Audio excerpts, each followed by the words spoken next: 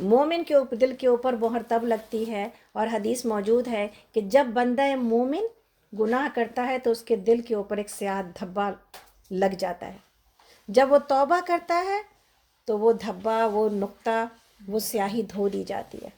لیکن اگر وہ توبہ نہیں کرتا اور گناہ کرتا چلا جاتا، یہ دھبا پھیلتے پھیلتے پھیلتے پورے دل کو سیاہ کر دیتا ہے۔ اور اب جو ہے، پلیز اس کو بند کر دیتا، پلیز آپ میں سے جو بھی آئے ہیں نا اپنے فون کو میوٹ کر لیجئے، اس لیے کہ یہ ڈسٹربنس پتہ نہیں دنیا میں کہاں تک چلی جاتی ہے ریکارڈنگ کی وجہ سے۔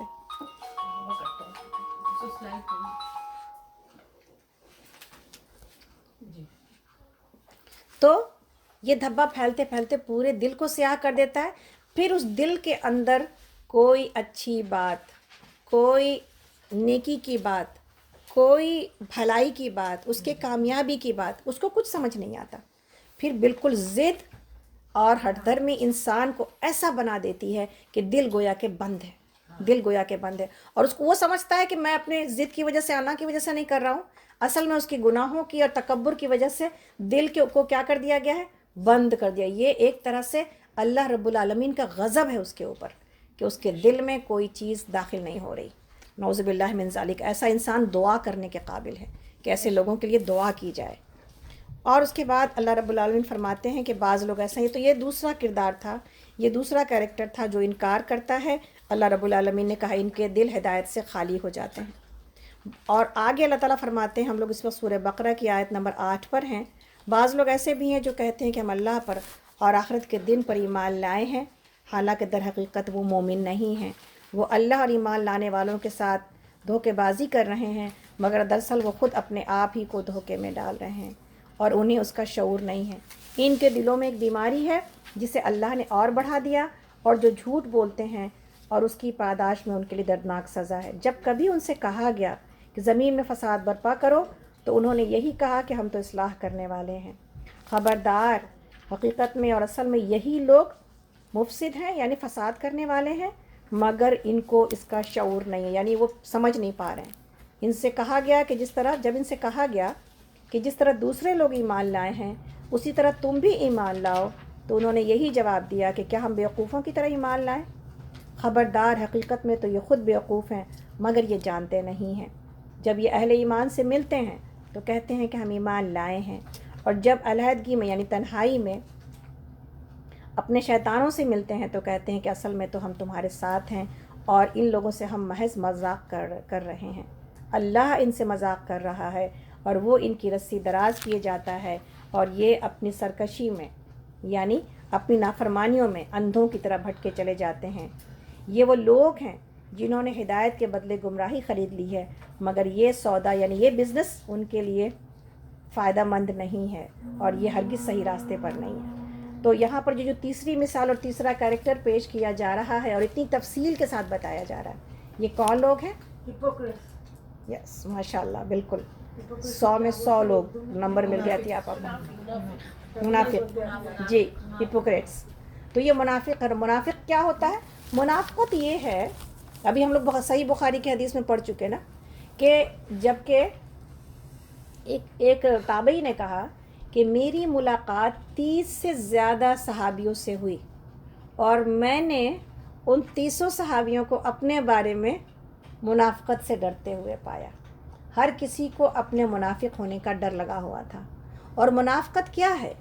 منافقت یہ ہے، بہت آسان سے لفظوں میں اور آسان لائن میں اگر منافقت کو سمجھنا ہو، ہپوکریسی کو سمجھنا ہو، منافقت یہ ہے کہ انسان اپنے فائدے کے لیے اللہ کے حکم کو چھوڑ دے۔ یہی ہے نا، انسان اپنے فائدے کے لیے اللہ کے حکم کو چھوڑ دے، ہے تو وہ، اور وہ اس پوزیشن میں نہیں ہے کہ اللہ کے حکم کو چھوڑے گا، لیکن اپنے فائدے کے لیے چھوڑتا ہے۔ اور منافقت یہ ہے کہ ہوتا کچھ اور ہے اور دکھاتا کچھ اور ہے، جھوٹ کو سچ بناتا ہے، سچ کو جھوٹ بناتا ہے۔ تو ہوتا تو اندر میں جھوٹا ہے لیکن بنتا بہت پاک باز ہے، اوپر سے اندر میں تو گندگی بھری ہوئی ہے لیکن اوپر سے پاکیزگی کے دعوے ہیں۔ تو یہ جو عادت ہے اور یہ جو چیز ہے، یہ سب سے زیادہ ناپسندیدہ ہے اللہ رب العالمین کا، کہ انسان اللہ کو دھوکے دے، نعوذ باللہ، انسان نیک لوگوں کو دھوکے دے، انسان رسول کو دھوکے دے. اور اسی لیے اللہ رب العالمین نے کہا کہ منافق وہ ہے. انکار کرنے والوں کو تو آپ کا پتہ چل گیا نا یہ انکار کرنے والا ہے، تو آپ ایک سائڈ ہو گئے کہ بھائی ٹھیک ہے. لیکن ان کو سمجھنا اتنا مشکل ہے. یہ وہ آستین کے سانپ ہیں جو آپ کو چھرا پیٹھ کے پیچھے سے مارتے ہیں اور مسلمانوں کو نقصان وہاں سے پہنچاتے ہیں. اسی لیے اللہ رب العالمین نے کہا ان کو جہنم کے سب سے آخری درجے میں ان کا جو ہے وہ ٹھکانہ ہے، کافروں سے بھی نیچے. اور یہاں پر جو جن منافقوں کی بات کی جا رہی ہے کہ آخری درجے میں ہوں گے، وہ تو اعتقادی منافق ہیں جو ایمان تو نہیں لاتے تھے لیکن ایمان کے دعوے کرتے تھے. یہ ان کی بات ہو رہی ہے. ہمارے پاس جو عملی منافق ہیں وہ گنہگار ہیں اور وہ ناپسندیدہ ہیں. اور اللہ کے نبی صلی اللہ علیہ وسلم نے کہا کہ جس کے اندر 4 خصلتیں پائی جائیں وہ پکا منافق ہے. بات کرے تو جھوٹ بولے، امانت رکھی جائے تو خیانت کرے، وعدہ کرے تو وعدہ خلافی کرے، اور جب جھگڑا کرے تو گالی گلوچ کرے، یعنی باؤنڈریز کو کراس کر جائے. تو یہ 4 چیزیں نبی صلی اللہ علیہ وسلم نے کہا جس کے اندر جتنی ہے وہ اتنا منافق ہے، اور اگر 4 ہیں تو وہ پکا منافق ہے. تو یہ 4 خصلتیں اپنے کیریکٹر، جہاں پر ہمیں نیکیوں کی طرف بڑھنا ہے، پہلا رکوع ہمیں نیکیوں کی طرف بڑھانے کی بات کرتا ہے. انسان کو تزکیہ نفس میں یعنی اپنے آپ کو پاک کرنے میں 2 چیزیں چاہیے ہوتی ہیں. جیسے ڈاکٹر کے علاج سے فائدہ حاصل کرنے کے لیے 2 چیزیں چاہیے ہوتی ہیں. کیا؟ دوا کا استعمال جو بیماری کو دور کرے، اور پرہیز غذا سے اور ان نقصان دہ چیزوں سے پرہیز جو بیماری کو بڑھائے. رائٹ؟ تو نیکیوں کی طرف جب بڑھا جائے گا تو ساتھ ہی ساتھ اپنے کردار میں، اپنے کیریکٹر میں ان بری عادتوں کو، بری ہیبٹس کو بھی دور کیا جائے گا جو ہمیں میری نیکیوں کو ختم کر دیتی ہیں. دوا کھا رہے ہیں اور بد پرہیزی کر رہے ہیں، فائدہ ہوتا ہے؟ انسان کو شفا ملتی ہے؟ نہیں ملتی. اسی طرح کامیابی کے لیے آخرت کے ضروری ہے کہ انسان اپنے کیریکٹر میں ان چیزوں سے پرہیز کرے کہ وہ دنیا کے فائدے کے لیے اللہ کو ناراض کرے. اور آگے اللہ تعالیٰ فرماتے ہیں کہ ان کی مثال ایسی ہے جیسے ایک شخص نے، ہم لوگ اس وقت آیت نمبر 17 پر ہیں سورہ بقرہ. ان کی مثال ایسی ہے جیسے ایک شخص نے آگ روشن کی، اور جب اس نے سارے ماحول کو روشن کر دیا تو اللہ نے ان کا نور بصارت سلب کر لیا اور انہیں اس حال میں چھوڑ دیا کہ تاریکیوں میں انہیں کچھ نظر نہیں آتا. یہ بہرے ہیں، گونگے ہیں، اندھے ہیں، یہ اب نہ پلٹیں گے. یا پھر ان کی مثال یوں سمجھو کہ آسمان سے زور کی بارش ہو رہی ہے اور اس کے ساتھ اندھیری گھٹا اور کڑک اور چمک بھی ہے. یہ بجلی کے کڑاکے سن کر اپنی جانوں کے خوف سے کانوں میں انگلیاں ٹھونسے لیتے ہیں، اور اللہ ان منکرین حق کو ہر طرف سے گھیرے میں لیے ہوئے ہے. چمک سے ان کی حالت یہ ہو رہی ہے گویا ان قریب بجلی ان کی بصارت یعنی ان کی نظر کو اور ان کے دیکھنے کو، ان کی ویژن کو اچک لے جائے گی، یعنی ان کی ویژن ختم ہو جائے گی. جب ذرا کچھ روشنی انہیں محسوس ہوتی ہے تو اس میں کچھ دور چل لیتے ہیں، اور جب ان پر اندھیرا چھا جاتا ہے تو کھڑے ہو جاتے ہیں. اللہ چاہتا تو ان کی سماعت اور بصارت بالکل ہی سلب کر لیتا، یعنی بالکل اللہ تعالیٰ ان کے سننے کو اور ان کے دیکھنے کو ختم کر دیتا. یقیناً وہ ہر چیز پر قادر ہے. گویا یہاں پر جہاں پر کہ دوسرا رکوع ختم ہوتا ہے، یہ بات بتائی جا رہی ہے کہ نور ہدایت تو روشن آگ کی طرح روشن ہے، لیکن جب انسان پیٹھ پھیر کے کھڑا ہو جائے اور روشنی کی طرف دیکھے نا تو کیا اس کو روشنی ملے گی؟ نہیں ملے گی. دوسری بات کہ ہدایت تو آسمان سے بارش کی طرح ہے، لیکن ہدایت کے ساتھ آزمائشیں بھی ہیں، مشکلات بھی ہیں.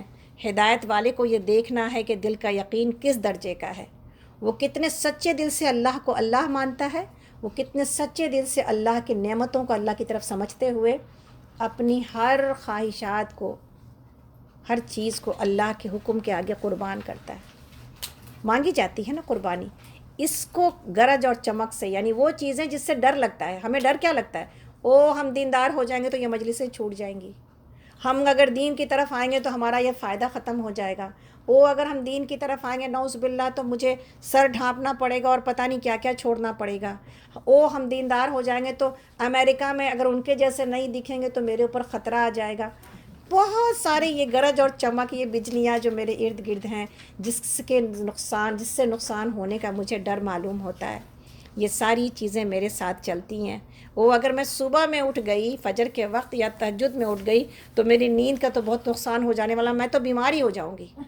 اور پھر انسان اپنی نیند کو مکمل کرتا ہے تاکہ وہ تو جو فائدہ جو ہے وہ لے لیتا ہے اور آخرت کا نقصان برداشت کر لیتا ہے، دنیا کا فائدہ لے لیتا ہے، آخرت کا نقصان برداشت کر لیتا ہے۔ ایسے لوگوں کو، ہم کو اور آپ کو صحابہ کی مثال دی گئی، ایمان لاؤ ان کے جیسا، جنہوں نے کبھی دنیا کے فائدے کے لیے آخرت کا نقصان نہیں اٹھایا۔ اور ہم پچھلی بار یہ بات کہہ چکے کہ نیکی کی مشقت اور نیکی کا نقصان، یعنی وقتی طور پر نقصان ہوتا ہے، نیکی کی مشقت اور نیکی کا نقصان وقتی ہوتا ہے اور اجر باقی رہتا ہے اور جنت میں لے جا کے چھوڑتا ہے اجر ہم کو۔ اور گناہ کی لذت اور گناہ کا فائدہ یہ بھی وقتی ہوتا ہے اور وہ لیکن گناہ باقی رہتا ہے اور وہ جہنم میں لے جانے کے جیسا بنا دیتا ہے۔ تو ایمان صحابہ کے جیسا لانے کی مثال دی گئی ہے۔ ثابت کیا ہوا؟ ثابت یہ ہوا کہ ہم کو اور آپ کو صحابہ کے کیریکٹر کو پڑھنا پڑے گا، ہے نا، دیکھنا پڑے گا، سیکھنا پڑے گا کہ یہ وہ لوگ کیسے تھے، ان کے آگے کیا کیا مشکلیں آئیں۔ اور آپ اور ہم نے پڑھا، ابھی صحیح بخاری میں ابو ہریرہ کی روایت پڑھ رہے ہیں اور جان رہے ہیں کہ ابو ہریرہ نے اپنی زندگی ایون پیٹ بھرنے کے لیے بھی زیادہ کوشش نہیں کی۔ بھوک کا عالم یہ تھا کہ مسجد میں نماز پڑھتی ہوئی حالت میں غش کھا کے نیچے گر جاتے تھے زمین سے۔ پیٹ کی تکلیف ایسی تھی کہ اپنے پیٹ سے کپڑا ہٹا کے لگا دیتے تھے مسجد نبوی کی مٹی سے تاکہ اس کی تکلیف ختم ہو جائے۔ اور شوق اتنا تھا آخرت کا کہ اللہ کی کتاب کو اور اللہ کے علم کو سیکھنے کے لیے نبی کے ساتھ سایہ بن گئے اور اعزاز کیا حاصل کر لیا، سبحان اللہ۔ قیامت تک ان کی بتائی ہوئی حدیثیں اور روایتیں پڑھی جائیں گی اور اس انسان کو اولاد بھی نہیں چاہیے، وہ علم چھوڑ کے گئے ہیں کہ جس کا ثواب ان کو قیامت تک ملتا رہے گا۔ تو یہ ہے وہ جذبہ جو آپ کو یہ سکھاتا ہے کہ دنیا میں قربانی کیوں دی جائے اور جب دی جائے تو پھر کس حد تک دی جائے اور کیا حاصل کرنا ہے۔ یہ منزل تو میرے ہاتھ میں ہے نا، سابقون بننا۔ کون ہے جو مجھے روکے گا اس منزل تک سے جانے سے؟ میں جتنا دنیا چھوڑتی جاؤں گی میں اتنا اوپر چڑھتی چلی جاؤں گی انشاءاللہ تعالیٰ۔ تو یہ ہے مطالبہ ہم سے اور آپ سے کہ ایمان لائیں ان لوگوں کی طرح جو صحابہ تھے کہ جنہوں نے پلٹ کے پھر کبھی دنیا کے فائدے کی طرف دیکھا نہیں ہے۔ تو آگے چلتے ہیں ہم لوگ، آگے بقرہ میں آیت نمبر 21 ہے اور یہ تیسرا رکوع شروع ہو رہا ہے اور اللہ رب العالمین پورے انسان سے مخاطب ہیں۔ 3 کیریکٹر دکھا دیا گیا، اب چننا آپ کا کام ہے، اپنے کیریکٹر کے لیے، اپنے کردار کے لیے، اپنی سیرت کے لیے آپ کس کیٹیگری میں جانا چاہتے ہیں۔ آگے اللہ رب العالمین پورے انسانیت سے مخاطب ہیں کہ اے اللہ بندگی اختیار کرو۔ اللہ رب العالمین نے کہا کہ لوگوں بندگی اختیار کرو اپنے اس رب کی جو تمہارا اور تم سے پہلے جو لوگ گزرے ہیں ان سب کا خالق ہے۔ تمہارے بچنے کی توقع اسی صورت ہو سکتی ہے، وہی تو ہے جس نے تمہارے لیے زمین کو فرش بچھایا۔ اب پورے انسان میں سے کون یہ انکار کر سکتا ہے کہ زمین کو بچھایا گیا اس کے لیے؟ ذات کا انکار کرتا ہے، ہو سکتا ہے کہ کوئی ذات کو نہ مانے کہ اللہ نے بچھایا، لیکن زمین اس کے لیے بچھی ہوئی ہے۔ سائنس تمام چیزوں کے ہونے کو بتاتی ہے۔ سائنس کہاں تک پہنچاتی ہے آپ کو؟ سائنس اللہ تک نہیں پہنچاتی۔ سائنس تمام کاموں کے ہونے تک پہنچاتی ہے، لیکن یہ کر کون رہا ہے اور یہ ہو کیوں رہا ہے وہاں تک نہیں پہنچاتی۔ عقل آپ کو وہاں تک نہیں پہنچاتی۔ عقل کے لیے وحی کا پر ایمان لانا ضروری ہے۔ اس لیے محض کوئی کہے کہ اس لیے حیرت ہوتی ہے نا، اتنا بڑا سائنٹسٹ، اس نے دنیا کو ایسے ایسے دیکھا اور سارے کمال دیکھے، پھر اللہ پر ایمان کیوں نہ لایا؟ اس نے محض چیزوں کے ہونے اور نہ ہونے کی وجوہات دریافت کر لی، لیکن کر کون رہا ہے اور کیوں ہو رہی ہے یہ ساری چیزیں، وہ اس کو نہ پا سکا۔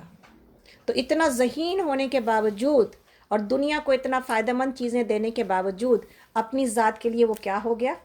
محروم اور ناکام۔ اس لیے سب سے زیادہ انٹیلیجنسی کو اللہ نے اے عقل والے لوگوں یا اولی الالباب، تم ہی دنیا میں فساد برپا کرو گے، اور تم ہی اگر نیک ہو جاؤ تو دنیا کو تم امن و امان کی حالت میں بہترین فائدہ پہنچاتے ہوئے لے کے چلو گے۔ اس لیے جو کوئی یہ سمجھتا ہے کہ وہ ذہین ہے، اور الحمدللہ ہم سب ذہین ہیں، اور جو جتنا ذہین ہے اس کے اوپر اتنی ذمہ داری عائد ہوتی ہے کہ اللہ کے دین کو سمجھے اور سمجھائے، اس لیے کہ اللہ کو ذہانت چاہیے، اللہ کے دین کو ذہانت چاہیے۔ سارے ذہین لوگ دنیا بنانے میں لگ جاتے ہیں، ذہانت ہے تو بزنس کرو، ذہانت ہے تو یہ پڑھو، ذہانت ہے تو وہاں پہنچنا چاہیے، ذہانت ہے تو اللہ کے اس اونچے مرتبے والی جنت کو بھی، اونچے مرتبے کو حاصل کرنا چاہیے جو اللہ نے میرے لیے بنائی ہے۔ تو کون ہے جو انکار کر سکے کہ اللہ نے زمین کو زمین میرے لیے بچھایا؟ کون ہے جو انکار کرے کہ آسمان کو چھت بنایا؟ کون ہے جو انکار کرے کہ پانی برسایا اور اس کے ذریعے سے جتنی پیداوار نکل رہی ہے، اور دنوں دن آج آپ اور ہم ویڈیوز دیکھتے ہیں فَبِأَيِّ آلَاءِ رَبِّكُمَا تُكَذِّبَانِ، تو پھلوں کے انبار ہیں، ہاں، قسم قسم کے پھل بازاروں میں، ایک سے ایک پھل۔ وہ جو کبھی ہم لوگوں کے ایک موسم کا پھل یا ایک جگہ کا پھل دوسری جگہ کبھی کہیں پر دیکھا نہیں جاتا تھا، مشکل سے ملتا تھا، آج ہر جگہ دنیا میں پھلوں کے دکانوں میں پھلوں کے انبار لگے ہوئے۔ کون ہے جو یہ بنا رہا ہے؟ کس نے زمین کو اتنی برکت کا حکم دے دیا ہے باوجود کہ انسانیت اتنی نافرمانیاں کر رہی ہے؟ کون ہے جو ہر کسی کو پال رہا ہے؟ الحمدللہ رب العالمین۔ تو اللہ کے اس نعمت کو جب تم قبول کرتے ہو تو بندگی اختیار کیوں نہیں کرتے؟ اور اگر اللہ تعالیٰ کہتے ہیں کہ اگر تم کو اس میں شک ہے کہ یہ کتاب جو ہم نے اپنے بندے پر نازل کی ہے یہ ہماری ہے یا نہیں، کہ یہ جو سورہ ہے تو اس کے مانند ایک سورہ بنا لاؤ اور اپنے سارے دوستوں کو بلا لو اور ایک اللہ کو چھوڑ کر باقی جس کی چاہو مدد لے لو، اگر تم سچے ہو تو یہ کام کر کے دکھاؤ۔ لیکن اگر تم نے ایسا نہ کیا اور یقیناً کبھی نہیں کر سکتے تو ڈرو اس آگ سے جس کا ایندھن بنیں گے انسان اور پتھر، جو مہیا کی گئی ہے منکرین حق کے لیے، یعنی انکار کرنے والوں کے لیے۔ یعنی اللہ رب العالمین کا چیلنج تب بھی تھا جب مشرکین مکہ نے یہ کہا کہ یہ کلام اور یہ جو نبی اپنے آپ کو رسول کہنے والا محمد، یہ ان کا اپنا بنایا ہوا ہے یا کسی نے ان کو سکھا دیا ہے، یہ اللہ کا کلام نہیں ہے۔ حالانکہ وہ خود بھی مانتے تھے اس کی فصاحت و بلاغت کی وجہ سے، اور اس کے اندر جو جتنی زبان کی جو اونچائی تھی اس کی وجہ سے، کہ یہ تو بشر کا کلام ہی نہیں۔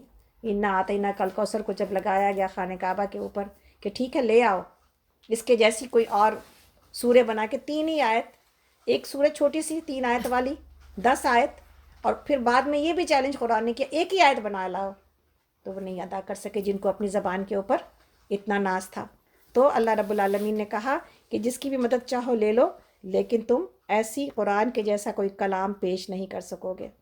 اور آگے اللہ تعالیٰ فرماتے ہیں آیت نمبر 25 میں، تو اس کلام کی جب اتنی برکت ہے اور ایسی اس کے اندر جو ہے وہ فصاحت اور بلاغت ہے، اور اتنی رچ ہے یہ چیز، یہ زبان قرآن کی، تو پھر اس زبان کی کتنی قدر و قیمت کرنی چاہیے، کتنا سیکھنا چاہیے۔ سارے دور پڑے ہیں کہ جی انگلش سیکھو بہت فائدہ ہونے والا ہے، جاب مل جائے گی اور تم فر بولو گے تو ساری چیزیں، ساری زندگی آسان ہو جائے گی۔ لیکن اگر کوئی عربی کی معنی کو سمجھنے کے لیے، ہدایت حاصل کرنے کے لیے، کوئی نہیں چاہتا کہ ہم اس کو سیکھیں تاکہ ہم اس کی وہ جو عربی زبان کے اندر جو تاثیر ہے جس سے دل بدل جاتے ہیں وہ ہم حاصل کر سکیں۔ آگے اللہ تعالیٰ فرماتے ہیں آیت نمبر 25 ہے کہ اے پیغمبر صلی اللہ علیہ وسلم، جو لوگ اس کتاب پر ایمان لائیں اور اس کے مطابق اپنے عمل درست کر لیں، انہیں خوشخبری دے دیجئے کہ ان کے لیے ایسے باغ ہیں جن کے نیچے نہریں بہتی ہوں گی، اور ان باغوں میں کے پھل صورت میں یعنی ملتے جلتے سملر ہوں گے دنیا کے پھلوں سے۔ جب کوئی پھل انہیں کھانے کو دیا جائے گا تو وہ کہیں گے کہ ایسے ہی پھل اس سے پہلے دنیا میں ہم کو دیے جاتے تھے۔ ان کے لیے وہاں پاکیزہ زوج یعنی پیئر ہوں گے اور وہ وہاں ہمیشہ رہیں گے۔ تو گویا جنت میں ہمارے لیے، جیسا کہ ہم سب پڑھ بھی چکے ہیں، جنت میں جنت کے کون کون سے نام اور پھل یہاں پر پائے جاتے ہیں؟ انار، انگور، انجیر، کھجور، ماشاءاللہ بالکل، کیلے بھی ہیں، زیتون ہے ماشاءاللہ بالکل، شہد ہے، دودھ بھی ہے ماشاءاللہ۔ آگے اللہ تعالیٰ فرماتے ہیں کہ ہاں اللہ اس سے ہرگز نہیں شرماتا کہ مچھر یا اس سے بھی حقیر تر کسی چیز کی مثال پیش کرے۔ جو لوگ حق بات کو قبول کرنے والے ہیں وہ انہی مثالوں کو دیکھ کر جان لیتے ہیں کہ یہ حق ہے، ان کے رب کی طرف سے آیا ہے، اور جو ماننے والے نہیں ہیں وہ انہیں سن کر کہنے لگتے ہیں ایسی تمثیلوں سے اللہ کو کیا سروکار، یعنی ایسی مثال اللہ اتنی چھوٹی، اگر وہ اتنا بڑا ہے تو ایسی چھوٹی چھوٹی مثالیں مکڑی کی، مچھر کی اور مکھی کی کیوں دیتا ہے؟ یہ اعتراض تھا مشرکین مکہ کا۔ اللہ رب العالمین نے کہا کہ جو ایمان والے ہیں ان کو تو اس بات کی گہرائی پتہ چل جاتی ہے نا؟ بات کیسے نہیں پتہ چلتی ہے؟ جب یہ کہا گیا کہ اللہ کی نظر میں زمین کا، اس کائنات کا اور دنیا کا ویٹ اور وزن اور قیمت مچھر کے پر کے برابر بھی نہیں ہے، تو ہمیں سمجھ آ گئی نا بات کہ پھر دنیا کتنی قیمتی ہے، مجھے دنیا کے لیے کتنی جان دینی چاہیے، رائٹ؟ تو سمجھ میں آ گئی میرے لیے بات، جب یہ کہا گیا کہ جو اللہ کے علاوہ کسی چیز پر بھروسہ کرے وہ تو گویا ایسا ہے جیسے مکڑی کا گھر بھروسہ کرنے کے لیے کتنا ہے۔ تو یہ بات سمجھ میں آ گئی کہ دوسرے کو کے اوپر بھروسہ کرنا، اللہ کے علاوہ کسی کے اوپر بھروسہ کرنا کتنا کمزور بھروسہ ہے، جو طالب ہے وہ بھی کمزور اور جو مطلوب ہے وہ بھی کمزور۔ تو اللہ رب العالمین نے کہا کہ یہ سب کچھ اللہ رب العالمین ایمان والوں کے ایمان میں اضافہ کرتا ہے، اور جو ایمان والے نہیں ہیں ان کو شک پڑتا ہے کہ یہ کیا باتیں ہو رہی ہیں۔ اللہ رب العالمین کہتے ہیں کہ ایک ہی آیت ہے جس سے کوئی ہدایت لے لیتا ہے اور کسی سے اس سے کوئی گمراہ ہو جاتا ہے۔ تو اللہ رب العالمین کہا گمراہ کون لوگ ہوتے ہیں اور وہ حد سے باہر کون لوگ نکلتے ہیں؟ گمراہی میں انہی کو مبتلا کرتا ہے جو فاسق ہیں۔ اور آگے اللہ رب العالمین فاسقوں کے کیریکٹر کو اور ان کے صفات کو اور ان کے کیریکٹرسٹکس بتائے جا رہے ہیں۔ اس سے آپ کو اور ہم کو بچنا ہے۔ کیریکٹر بلڈنگ میں جہاں پر کچھ چیزوں کو لینا ہے وہیں پر کچھ چیزوں سے بچنا ہے۔ اللہ کے عہد کو مضبوط باندھ لینے کے بعد توڑ دیتے ہیں۔ اللہ سے عہد ہم نے کب باندھا؟ جی، آدم علیہ السلام کے پشت سے جب نکلے تھے، عہد الست، بالکل، ماشاءاللہ، بالکل۔ اور تو وہ تو ہم کو یاد نہیں ہے۔ پھر دوسرا، جب کلمہ ہم نے پڑھا ماشاءاللہ، تب گویا کہ ہم نے اللہ سے عہد باندھ لیا کہ اے اللہ ہم آپ کی ہی بندگی کریں گے، آپ کے سوا کسی کی نہیں، بات مانی جائے گی۔ تو یہ عہد ہم نے باندھ لیا۔ اب اس کے بعد کیا کرتے ہیں؟ اپنی دل کی بات مانتے ہیں۔ تو پھر عہد توڑ دیا، اور اللہ نے جسے جوڑنے کا حکم دیا اسے کاٹتے ہیں۔ جوڑنے کا کس کو حکم دیا؟ خون کے رشتوں کو، ہے نا؟ صلہ رحمی جوڑنے کا حکم ہے، ہر رشتے کو جوڑنے کا حکم ہے، تو اس کو توڑتے ہیں اور زمین میں فساد برپا کرتے ہیں۔ انہی سے فساد ہو جاتا ہے جب انسان اپنی خواہشات کے اوپر چل پڑتا ہے اور رشتوں کو کاٹتا ہے، تو پھر فساد برپا ہو جاتا ہے۔ حقیقت میں یہی لوگ نقصان اٹھانے والے ہیں۔ اور اللہ تعالیٰ فرماتے ہیں کہ اصل حقیقت کیا ہے؟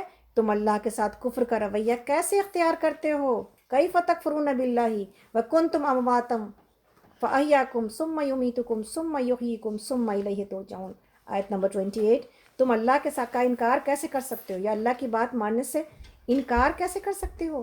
تم بے جان تھے، اس نے تم کو زندگی عطا کی، پھر وہی تمہاری جان سلب کرے گا، نکالے گا، پھر وہی تمہیں دوبارہ زندگی عطا کرے گا، پھر اسی کی طرف تمہیں پلٹ کر جانا ہے۔ وہی تو ہے جس نے تمہارے لیے زمین کی ساری چیزیں پیدا کی، پھر اوپر کی طرف توجہ فرمائی اور 7 آسمان بنائے، اور وہ ہر چیز کا علم رکھنے والا ہے۔ پھر ذرا اس وقت کا تصور کرو کہ جب تمہارے رب نے فرشتوں سے کہا تھا کہ میں زمین میں خلیفہ بنانے والا ہوں، اب آ رہا ہے، پوری انسانیت کو یہ بتایا جا رہا ہے کہ اس کی ابتدا کیسے ہوئی اور کیوں ہوئی۔ ابتدا ایسے ہوئی کہ جب اللہ نے آدم علیہ السلام کو بنایا، اور کیوں ہوئی؟ زمین پر اللہ رب العالمین ایک خلیفہ، ایک اپنا ایمبیسڈر بھیجنا چاہتے تھے۔ یہ جاب ڈسکرپشن پیدائش سے پہلے جاب مل چکی تھی ہمیں، ہے نا؟ انہوں نے عرض کیا کہ آپ زمین میں کسی ایسے کو مقرر کرنے والے ہیں جو اس کے انتظام کو بگاڑ دے گا اور خروزیہ کرے گا۔ آپ کی حمد و ثنا کے ساتھ تسبیح اور آپ کے لیے تقدیس، یعنی آپ کو، آپ کی تعریف اور آپ کی پاکی تو ہم بیان ہی کر رہے ہیں۔ قال انی اعلم ما لا تعلمون، میں جانتا ہوں تم نہیں جانتے۔ اور ایک شاعر نے کیا شعر کہا تھا؟ اور اب انسانیت کی حرکتیں جو ہیں وہ اللہ رب العالمین کو ہم تکلیف دے رہے ہیں۔ درد دل کے واسطے پیدا کیا انسان کو، ورنہ طاعت کے لیے کچھ کم نہ تھے کرو میں۔ اللہ کے پاس تو اتنی بڑی فوج اللہ کی اطاعت کے لیے موجود تھی، مگر ایک ایسا ذی شعور، اللہ رب العالمین ایک ایسا ذی شعور مخلوق پیدا کرنا چاہتے تھے جو اپنی خوشی سے اس کو اختیار ہے کہ عبادت نہیں کر سکتا تھا، اپنی خوشی سے اللہ کے آگے اپنے آپ کو جھکاتا ہے تاکہ اللہ فخر کرے فرشتوں کے اوپر کہ دیکھو میرے بندوں کو. چاہتا تو یہ کر سکتا تھا، چاہتا تو ابھی رات کو یہ سو سکتا تھا، بستر بھی موجود ہے گرم اور نرم، اس کی بیوی بھی موجود ہے، وہ اس سے لطف بھی اٹھا سکتا تھا، لیکن میرے بندے کو دیکھو کہ میری عبادت کے لیے اپنا بستر اور اپنی بیوی کو چھوڑ کے نیچے اترتا ہے اور وضو کرتا ہے اور عبادت میں کھڑا ہے. اللہ فخر کرتے ہیں اپنے بندے کے اوپر جب رات میں وہ اس کے لیے کھڑا ہوتا ہے، جب وہ نیند کی قربانی دیتا ہے. ہم کچھ کر سکتے ہیں، لیکن جب ہم اس کو چھوڑ کے ہم کہتے ہیں نیکی آسان آسان رہے گی نا، تب تو کر لینا بس ٹھیک ہے، اتنا مشکل کام ہم سے نہیں ہوگا. لیکن جب مشکل کرتے ہیں تو ہی تو پھر بنتے ہیں اس کی نظر میں چہیتے. چہیتے بننے کے لیے، نگاہوں میں آنے کے لیے، محبوب ہونے کے لیے، پسندیدہ ہونے کے لیے کیا کرنا ہوتا ہے؟ مشکل کام کر کے دکھانا ہوتا ہے کہ آپ کی محبت اور آپ کی عظمت میرے دل میں اتنا ہے کہ یہ مشکل کام. ہم بھی اپنے بچوں میں سے کس کو چاہتے ہیں جو مشکل سے مشکل کام کو کرتا ہوا چلا جاتا ہے نا؟ پھر ہم کہتے ہیں یہی تو ہے میرا بچہ، یہی تو ہے میرا سب سے اچھا جانشین، یہی تو ہے جس کو میں نے صحیح مانو. بچے تو سب ہیں، لیکن جو سب سے زیادہ میری پسند میں مشکل اٹھاتا ہے اور میری پسند کے مطابق بنتا چلا جاتا ہے، ہم اس کو سب سے زیادہ چاہتے ہیں. دنیا میں تو اتنا اللہ نے بچوں کے ساتھ جو ریلیشن شپ دیا ہے، اس میں اپنے اور اس کی ایکسپیکٹیشن ہماری ذات سے کیا ہے، یہ پوری طرح سمجھ میں آ جاتی ہے ہمیں. آگے اللہ تعالیٰ فرماتے ہیں کہ اس کے بعد اللہ نے آدم کو ساری چیزوں کے نام سکھائے، پھر انہیں فرشتوں کے سامنے پیش کیا اور فرمایا اگر تمہارا خیال صحیح ہے کہ کسی خلیفہ کے تقرر سے انتظام بگڑ جائے گا تو ذرا ان چیزوں کے نام بتایا جو انہوں نے عرض کیا کہ سبحانک لا علم لنا الا ما علمتنا، نقصے اور کمی سے پاک تو آپ ہی کی ذات ہے، ہم تو بس اتنا ہی علم رکھتے ہیں جتنا آپ نے ہم کو دے دیا ہے. حقیقت میں سب کچھ جاننے اور سمجھنے والا آپ کے سوا کوئی نہیں. پھر اللہ نے آدم علیہ السلام سے کہا تمہیں ان چیزوں کے نام بتاؤ.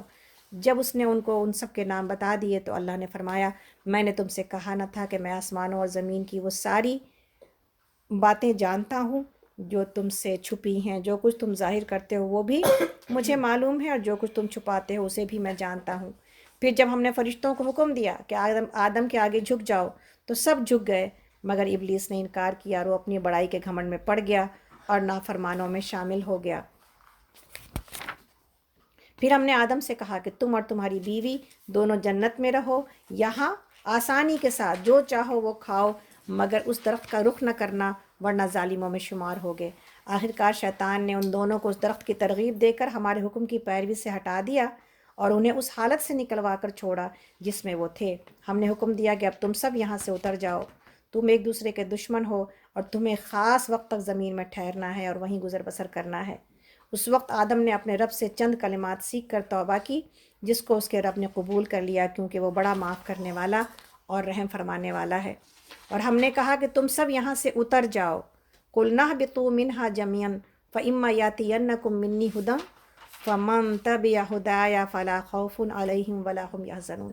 یہ وہ آیت ہے جس کے اوپر نشان لگے ہونا چاہیے تاکہ ہم اپنی دنیا میں اپنے رہنے کی پوزیشن کو اور اپنے کام کرنے کی جو ہے نا وہ دائرے کو اور اس کی باؤنڈری کو سمجھ پائیں کہ اللہ نے کیا کہا تم سب یہاں سے اتر جاؤ. ہم اتارے گئے، انسان اتارے گئے، آدم علیہ السلام اتارے گئے. پھر جو میری طرف سے کوئی ہدایت تمہارے پاس پہنچے تو جو لوگ میری اس ہدایت کی پیروی کریں گے یعنی جو ہدایت کو فالو کریں گے ان کے لیے کسی خوف اور رنج کا موقع نہ ہوگا، اور جو اس کو قبول کرنے سے انکار کریں گے وہ ہماری آیات کو جھٹلائیں گے اور وہ آگ میں جانے والے لوگ ہیں جہاں وہ ہمیشہ رہیں گے. تو یہاں پر اللہ رب العالمین نے آدم علیہ السلام کے پیدائش کا مقصد، آدم علیہ السلام کی آزمائش، آدم علیہ السلام کا اپنی آزمائش میں فیل ہو جانا، آدم علیہ السلام کا دنیا میں اتارا جانا اور دنیا میں میرے بھیجے جانے کا مقصد یہ پورا اس پورے رکوع میں بتا دیا گیا. تو میری حقیقت کیا ہے؟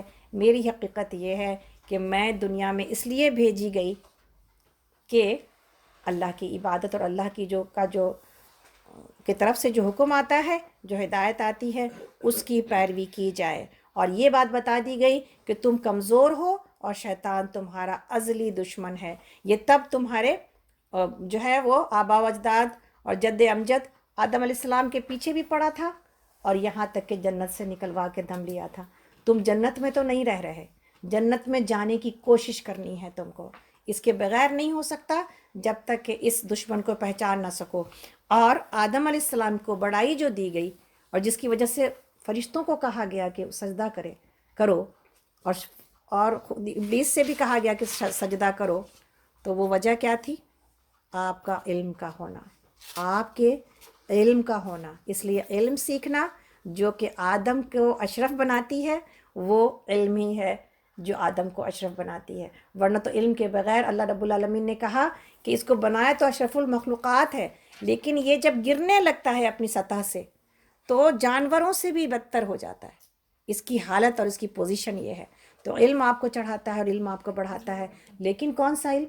وہ علم جس پر آپ کا عمل ہوتا ہے۔ تو یہاں پر یہ بات بتائی گئی ہے کہ ہماری بقا اور اس دنیا میں جینے کا جو پرپس ہے وہ یہ ہے کہ اللہ کے احکامات کو ماننا۔ اور اس رکوع کو اگر آپ اجازت دیں تو ٹھیک ہے، ورنہ ہم اس کو رہنے دیتے ہیں، اگلے ہفتے پڑھا جائے گا جو 5واں رکوع ہے، اب اگلے ہفتے کرتے ہیں انشاءاللہ تعالیٰ۔ تو آج ہم نے اپنے تمام چیزوں سے سورہ فاتحہ سے ہم نے کیا سیکھا؟ آپ نے ضرور لکھا ہے۔ سورہ فاتحہ ہمیں اللہ کی غلامی سکھاتی ہے، اللہ کی تعریف سکھاتی ہے، اللہ سے دعا سکھاتی ہے۔ اور آگے سورہ بقرہ ہمیں وہ صفات بتاتی ہے، 6 صفات جو کامیاب ہونے والے لوگوں کی ہے۔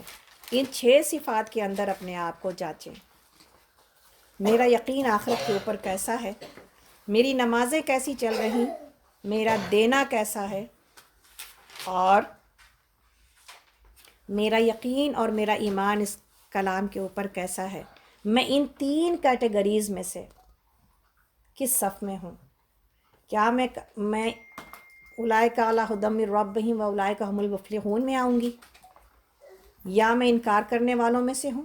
میں انکار تو نہیں کرتی، کوئی انکار نہیں کرتا، لیکن عمل کرنے کا انکار اللہ کا انکار ہے۔ اللہ کو ایسے لوگ نہیں چاہیے جو کہ اللہ کی ہدایت پر عمل نہ کریں۔ عمل کا انکار بھی انسان کو کفر تک لے جاتا ہے۔ تو کیا میں انکار کرنے والوں میں سے ہوں، یا میں ایسے لوگوں میں سے ہوں جو کرتی تو اندر سے انکار ہوں اور کرتی تو اللہ کی نافرمانی ہوں، لیکن دکھاتی ہوں کہ میں بہت پاک باز ہوں۔ میں جو ہے اپنے عمل کے اندر جھوٹ، وعدہ خلافی، خیانت، اور میری زبان جس سے کہ لوگ ڈرتے ہیں، میری زبان جس سے کہ لوگ ڈرتے ہیں۔ کیا میں اللہ رب العالمین کے ایمان لانے کے ساتھ میں اللہ کے راستے میں قربانی دینے کو تیار ہوں؟ یا ایمان میرا ایسا ہے کہ جہاں پر آسانی دکھائی دیتی ہے وہاں پر تو میں چلتی ہوں اس راستے پر، لیکن جہاں مشکل آئی تو پھر میں وہاں رک جاتی ہوں؟ گویا کہ میرا ایمان مجھے آسان پسند بنا چکا ہے کہ آسانی کی بات تو مانی جائے گی، لیکن مشکل کی بات اور قربانی نہیں دی جائے گی۔ یا میں اللہ کی زمین پر چلنے کے ساتھ میں نے کبھی اللہ کا شکر ادا کیا؟ اللہ کا وہ خوبصورت آسمان جس کی بارشیں اگر مجھے میسر نہ ہوں تو پھر زمین فصل دینا بند کر دیتی ہے، انسانیت بھوکوں مرتی ہے۔ میں نے کبھی پھل کھاتے ہوئے جو میرے گھر میں رکھے ہوتے ہیں کبھی اس بات کا شکر ادا کیا کہ یہ پھل سارے کے سارے نکالنے والا یہ سیب ہے، یہ انار ہے، یہ نارنگی ہے، یہ فلاں ہے؟ ایک ہی زمین، ایک ہی ماحول، ایک ہی سورج یہ تمام چیزیں نکال رہا ہے، لیکن وہ نکالنے والی ذات کون سی ہے جو اسی مٹی میں سے کہیں پر انگور، کہیں پر سیب، کہیں پر انار، کہیں پر اور دوسرے پھل نکال رہی ہے؟ میں جب اپنے گھروں میں بیٹھ کے ان تمام پھلوں سے فائدہ اٹھاتی ہوں، میں جب اناج اپنے چاول، دال، روٹی اور قسم قسم کی چیزوں کو جب میں کھاتی ہوں، میں نے کب اللہ کا شکر ادا کیا؟ سبحان اللہ، یہ حدیث موجود ہے، جس نے کھانے کے بعد اللہ کا شکر ادا کیا اس کو روزے دار کے جتنا ثواب ملتا ہے۔ ہاں، سبحان اللہ رب العالمین۔ تو یہ جو شکر ہے یہ انسان کو لَإِن شَكَرْتُمْ لَأَزِيدَنَّكُمْ، تو میں نے یہ کب کیا ہے؟ کیا میرے اندر اللہ کے عہد کو توڑ جو کلمہ ہے اس کو وہ جو عہد ہے میں ہر وقت توڑتی رہتی ہوں؟ یا میں نے کبھی صلہ رحمی کا خیال کیا ہے؟ میں اپنی خونی رشتوں کے ساتھ کیسی ہوں؟ یہ میرا کیریکٹر کیسا ہے؟ میرے رشتہ دار میرے بارے میں کیا کہتے ہیں. سوال یہ کہ رشتہ داروں سے تو تعریفیں لینا آج کے دور میں شاید اگر ناممکن کہہ دیں تو ناممکن ہی ہو جائے، مگر ناممکن کچھ بھی نہیں ہے تو وہ ممکن ہے شاید. ڈپینڈ کرتا ہے رشتہ دار آپ کے کیسے ہیں. لیکن میرے لیے کیا ہے، میرا کام کیا ہے، اور میری اکاؤنٹیبلٹی کس بات کی ہے، میں کوشش کر رہی ہوں، ہے نا، انشاءاللہ تعالی. تو وہ بات ہے انشاءاللہ. اور دوسرے پھر اللہ رب العالمین نے یہ کہہ دیا کہ تمہاری پوزیشن اس دنیا میں خلیفہ کی ہے اور ایمبیسڈر کی. اور ایمبیسڈر کا کام کیا ہوتا ہے کہ جو حکم آتا ہے اس کو فالو کرنا ہوتا ہے. ٹھیک ہے انشاءاللہ تعالی. یہاں پر اتنے سیکھنے پر اللہ رب العالمین کا شکر ادا کرتے ہیں اور اللہ سے دعا کرتے ہیں کہ اللہ رب العالمین ہم سب کو عمل کی توفیق عطا کرے، اور اللہ تعالی ہم سب کے آنے اور بیٹھنے کو قبول کرے، اور اللہ رب العالمین ہم سب کو وہ استقامت عطا کرے کہ ہم اس جو سفر ہم نے شروع کیا ہے، اللہ رب العالمین بخیر و عافیت ہدایت کو لیتے ہوئے، سیکھتے ہوئے، انشاءاللہ سکھاتے ہوئے اس کے سفر کو طے کرتے ہیں. اللہ سے اس دعا کے ساتھ کہ اللہ تعالی ہم سب کے اس آنے بیٹھنے کو قبول کرتے ہوئے ہمیں ہدایت سے نواز دے. اللہ ہمیں اپنی غلامی اور اپنے ان پسندیدہ بندوں میں شامل کر لے جن پر جن پر اس نے انعام کیا ہے. ان لوگوں سے بچائے جن پر اس کا غضب نازل ہوا. آمین یا رب العالمین. ربنا تقبل منا انک انت السمیع العلیم وتب علینا انک انت التواب الرحیم. سبحانک اللہم وبحمدک اشہد ان لا الہ الا انت استغفرک واتوب الیک. آمین یا رب العالمین. جزاکم اللہ خیرا کثیرا. اللہ جتنے لوگ آئے ہیں یا رب العالمین، اللہ سبوں کی یا اللہ مغفرت کر دیجئے یا رب العالمین. اے اللہ سبوں کو قبول کر لیجئے یا اللہ. سبوں کی محنت اور مشقت کو یا رب العالمین بڑھا چڑھا کر اے اللہ آپ ہی سب سے بڑے قدردان ہیں یا رب العالمین. اے اللہ ہر ایک کی حالت، ہر ایک کی کیفیت، ہر ایک کی نیت کو یا اللہ آپ ہم سب سے زیادہ جانتے ہیں یا رب العالمین.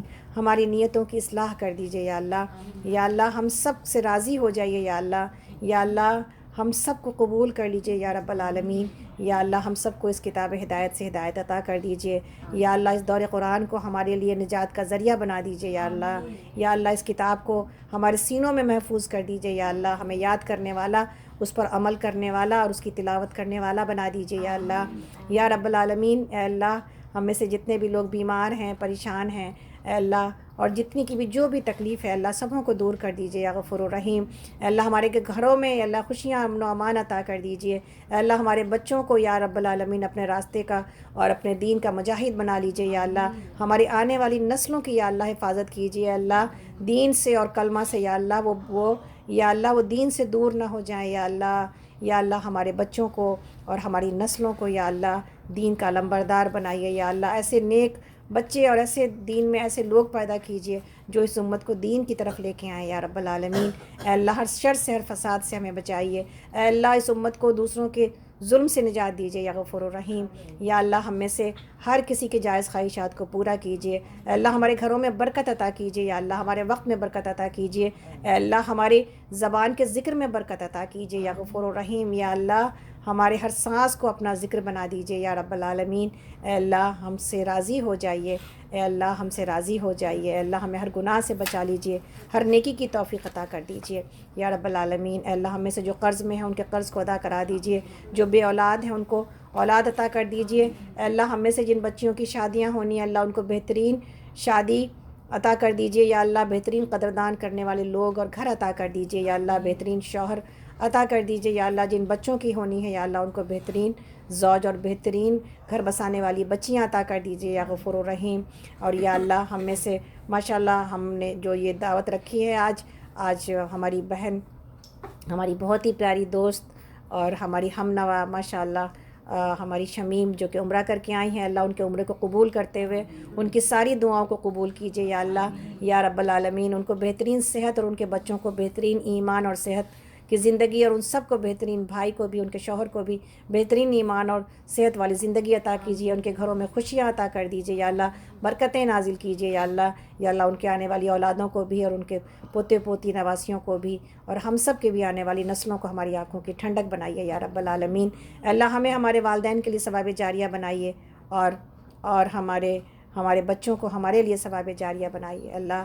ہم سے راضی ہو جائیے، ہمیں موت نہ آئے مگر اس حال میں کہ آپ ہم سے راضی ہوں، یا ربی ہمیں موت نہ آئے مگر اس حال میں کہ آپ ہم سے راضی ہوں۔ آج ماشاءاللہ عظمت بھی آئی ہیں، بہت خوشی ہے، اللہ تعالیٰ ہماری عظمت کو بھی بہترین صحت کے ساتھ نوازیے یا اللہ۔ آج ہماری تاجہ پا نہیں آ سکیں اپنی صحت کی خرابی کی وجہ سے، لیکن وہ بھی عمرہ کر کے آئی ہیں، اللہ ان کے بھی عمرہ کو قبول کیجیے اللہ۔ ہر وہ جو آپ کے دربار میں پہنچ گیا، جس نے محنتیں کی، جس نے کوششیں کی یا اللہ، صبحوں کی حفاظت کیجیے اللہ، اس دنیا کو اپنے موذی اور ایسے جو ہے نا وہ وائرس سے بچائیے یا اللہ، یا اللہ، یا اللہ، اس دنیا کو اپنی برکتیں اور اپنی رحمتوں کو کم نہ کیجیے یا اللہ۔ بے شک ہم نافرمان ہیں اے اللہ، لیکن اسی دنیا میں آپ کے پیارے محمد کی پیاری امت بھی رہتی ہے یا اللہ۔ یا رب العالمین ہماری برکتوں کو نہ روکیے اللہ، ہمارے اوپر اے اللہ اپنی نعمتوں کو برقرار رکھے یا رب العالمین۔ اے اللہ، اس دنیا کے سلامتی کے ساتھ ہی ایمان والوں کی بھی سلامتی ہے یا اللہ، اور ایمان والوں کے ایمان کے ساتھ ہی اس دنیا کے سلامتی ہے یا اللہ۔ ہمیں ایمان میں بڑھائیے تاکہ دنیا کے اندر یہ سارے جو آزمائشیں آ رہی ہیں، جو وبال آ رہے ہیں یا اللہ، اے اللہ ہم سب کو مضی مرض سے بچائیے یا اللہ، ہماری اولادوں کو بچائیے یا اللہ، اور جو لوگ اس میں مبتلا ہو چکے ہیں اللہ، ان سب کو شفائے کاملہ عاجلہ سے نواز دیجیے یا رب العالمین۔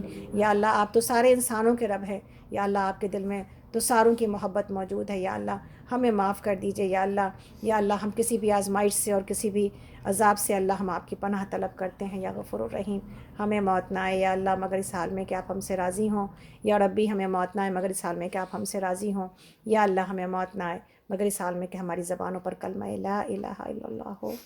ربنا هب لنا من ازواجنا وذرياتنا قرة اعين واجعلنا للمتقين اماما رب اجعلني مقيم الصلاة ومن ذريتي ربنا وتقبل دعاء ربنا اغفر لي ولوالدي وللمؤمنين يوم يقوم الحساب اللهم عفو كريم تحب العفو فاعف عنا اللهم انك عفو كريم تحب العفو فاعف عنا اللهم انا نسألك الجنة الفردوس ونعوذ بك من النار اللهم انا نسألك الجنة الفردوس ونعوذ بك من النار اللهم انا نسألك الجنة الفردوس ونعوذ بك من النار۔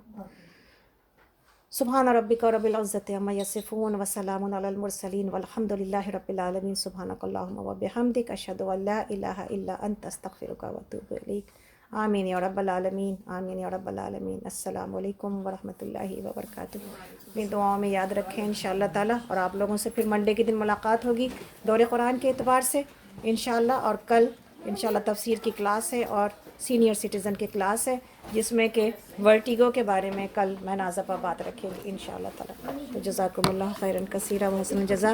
جو لوگ سن رہے ہیں، جن کو ریکارڈنگ جا رہی ہے، پلیز آپ اپنی ریکارڈنگ کو آگے بڑھائیں، لوگوں تک بھیجیں تاکہ زیادہ سے زیادہ لوگوں تک یہ فائدہ پہنچے، اور لوگوں کو جوڑیں سکینت گروپ سے تاکہ ان تک ریکارڈنگ پہنچے۔ تو انشاءاللہ تعالیٰ ہمیں امید ہے کہ آپ اس کام میں، اس دین کو پھیلانے میں آپ ہمارے ساتھ ہیں انشاءاللہ تعالیٰ۔ جزاکم اللہ خیراً کثیرا و حسن الجزا۔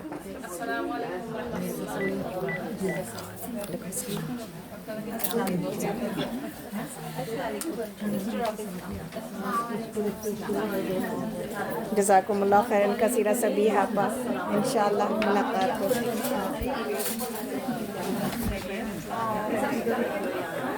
آمین۔